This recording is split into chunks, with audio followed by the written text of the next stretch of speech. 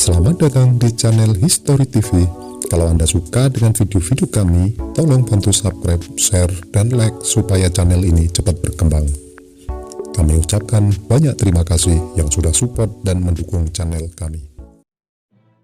Kepergian Tan Malaka ke Semarang sempat tertahan selama 3 bulan akibat masalah pribadi yang menjeratnya itu.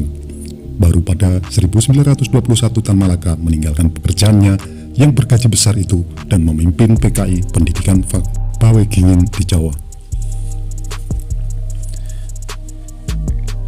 Pada awal berdirinya, Alimin dan Muso tidak pernah terlibat dan duduk sebagai pemimpin PKI. Pada masa itu, kedua orang itu merupakan anggota SI dan pengikut setia Cokro Aminoto Afdeling B yang merencanakan perang Sabil di Garut Cimareme. Akibat pemberontakan itu, Alimin dan Muso bersama 300 orang kawan-kawannya ditangkap dan dipenjarakan. Mereka ditangkap pada tahun 1919 dan baru bebas penjara pada 1923. Kedua orang ini mengulangi kegagalan pada pemberontakan PKI 1926 sampai 1927. Pindahnya Tan Malaka ke Semarang menjadi api bagi PKI. Dengan cepat, api PKI hinggap ke Nusantara mulai Sumatera, Kalimantan, Sulawesi, Ternate, dan seluruh kepulauan di Indonesia Timur.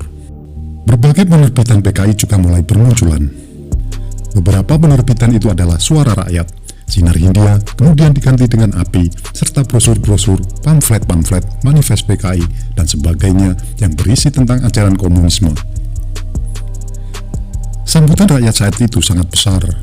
Dalam waktu singkat, sebanyak 35.000 buruh di Hindia Belanda menjadi anggota PKI.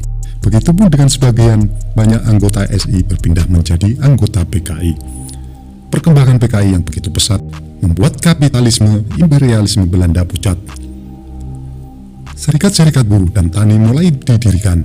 Begitupun dengan sekolah rakyat SR yang memberikan kesadaran terhadap rakyat Hindia Belanda bermunculan di mana-mana.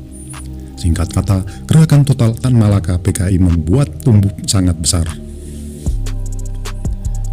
Dalam setiap rapat-rapat PKI dan SI di mana Tan Malaka berpidato selama dibanjiri oleh massa proletar yang datang dari berbagai daerah di Indonesia. Hingga akhirnya Tan Malaka ditangkap oleh pemerintah kolonial Hindia Belanda di Bandung.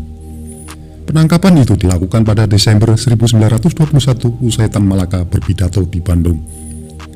Dari Bandung, Tan Malaka dibawa polisi kolonial ke Semarang dan dijebloskan ke penjara Pekalongan dengan tuduhan menghasut pemogokan karyawan rumah Pegadai Yogyakarta.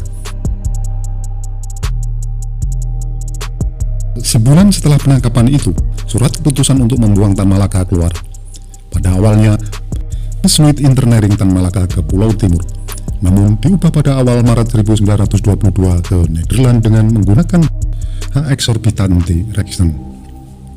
Tan Malaka berangkat pembuangan di Belanda pada 22 Maret 1922. Sebelum pembuangan dilakukan, rakyat Semarang mendesak pemerintah kolonial Belanda agar mempertemukan mereka dengan Tan Malaka. Permintaan ini dikabulkan. Pada 22 Maret 1922 pagi, Tan Malaka dibawa ke Semarang dan membuat kata-kata perpisahan di hadapan 20.000 orang lebih. Saudara-saudara, kawan-kawan semuanya, tak usahlah bersedih hati karena sebentar saja akan kembali, ungkapnya. Namun siapa sangka ternyata pembuangan Tan Malaka berlangsung hingga puluhan tahun lamanya. Meski begitu, dia memenuhi janjinya dan kembali di saat yang tepat, yakni Indonesia akan melangsungkan kemerdekaan pada 17 Agustus 1945. Absennya Tan Malaka dari panggung pergerakan rakyat di tanah air tidak serta-merta menghentikan laju PKI. Sebaliknya, patah tumbuh hilang berganti. Di bawah Samaun, pergerakan PKI malah semakin berani dan semakin kencang berlari.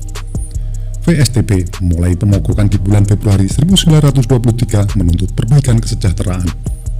Pemogokan ini berlangsung secara terus-menerus dan menyambar berbagai perusahaan lainnya di Hindia Belanda, mulai pastel, pegadaian, perkebunan, dan perkapalan. Reaksi pemerintah kolonial terhadap aksi pemogokan buruh sangat keras. Para pemimpin buruh dan mereka yang terlibat dalam pemogokan ditangkap mulai Februari sampai Maret 1923. Salah satu pemimpin pemogokan yang ditangkap adalah Samaun. Senasib dengan Tan Malaka, menggunakan hak exorbitant direction.